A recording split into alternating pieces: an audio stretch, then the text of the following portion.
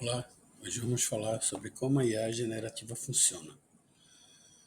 Bom, a IA generativa ela funciona a partir de técnicas avançadas de aprendizado de máquina, ou seja, justamente com o uso de redes neurais, né, a gente consegue fazer a criação de novos dados, né, e a partir desses novos dados a gente consegue criar padrões que foram adquiridos durante o treinamento. E a partir daí, a partir desse treinamento, ele consegue aprender, gerar e refinar o conteúdo. Bom, para isso, a gente tem aqui na primeira parte o treinamento com grande conjunto de dados, né? Então ela precisa ser treinada com grande volume de dados. Algumas empresas que são líderes hoje desse segmento de IA generativa, elas passaram anos e anos fazendo esse treinamento, tá?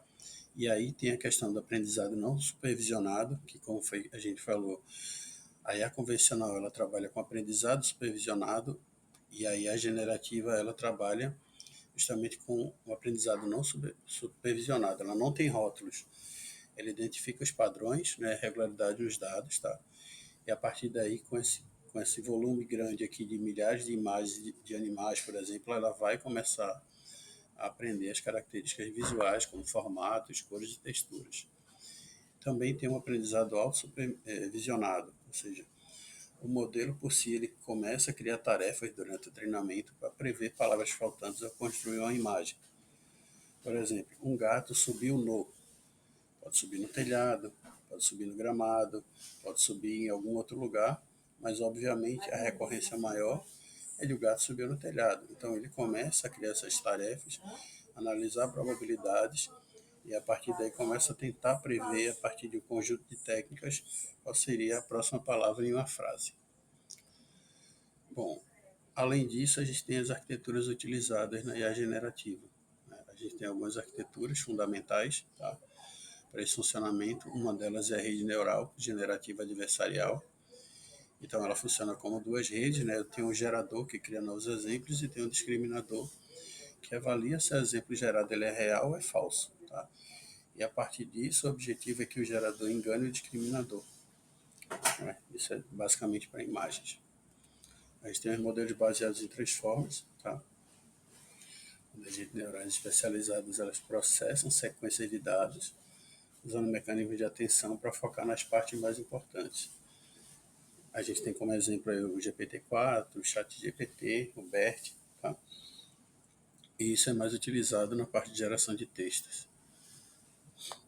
Nós temos também os VAIs, né, que são autoencoders variacionais, que aprendem, né, a representar os dados complexos em uma versão um pouco mais comprimida, né, codificada, e depois os reconstrói.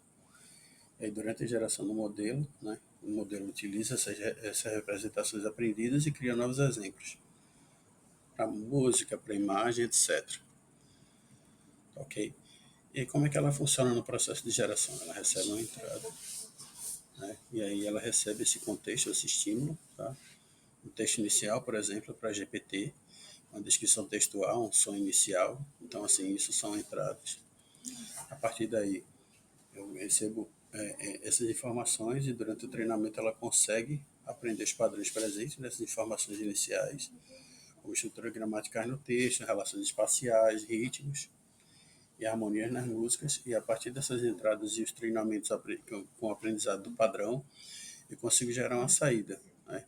Que é um novo conteúdo baseado nos padrões aprendidos. Então é sempre entrada, treinamento e saída.